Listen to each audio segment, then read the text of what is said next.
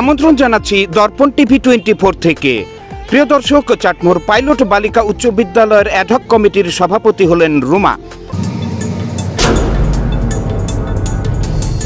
পাবনার চাটমোহর পাইলট বালিকা উচ্চ বিদ্যালয়ের অ্যাডহক কমিটির সভাপতি হয়েছেন ঢাকা মহানগর দক্ষিণ বিএনপির আহ্বায়ক কমিটির সদস্য অ্যাডভোকেট আরিফা সুলতানা রুমা। গত 17 ফেব্রুয়ারি মাধ্যমিক ও উচ্চ মাধ্যমিক শিক্ষা বোর্ড রাজশাহীর বিদ্যালয়ের মহাপরিদর্শক জিয়াউল হক স্বাক্ষরিত এক পত্রে এ তথ্য নিশ্চিত হওয়া গেছে। বুধবার 19 ফেব্রুয়ারি অনুমোদনের কাগজ হাতে পাওয়ার পর বিষয়টি জানতে পারেন অ্যাডভোকেট রুমা। পত্রে জানানো হয়েছে, প্রতিষ্ঠানের নিয়মিত ম্যানেজিং কমিটি গঠনের শর্তে 10 ফেব্রুয়ারি 2025 থেকে 6 মাসের জন্য এই অ্যাডহক কমিটি অনুমোদন করা হলো।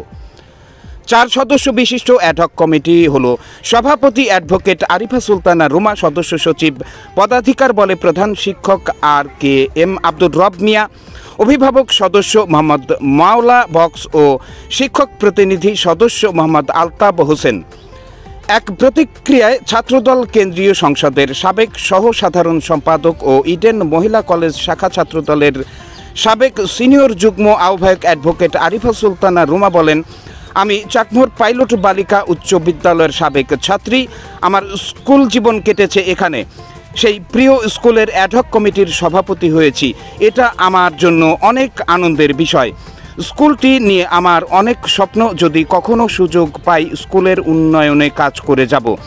এজন্য স্কুলের শিক্ষক, শিক্ষার্থী, অভিভাবক, চাটমোহরের গণ্যমান্য ব্যক্তিদের দোয়া ও সহযোগিতা চাই। প্রিয় দর্শক, এতক্ষণ দর্পণ টিভি 24 এর সাথে থাকার জন্য ধন্যবাদ।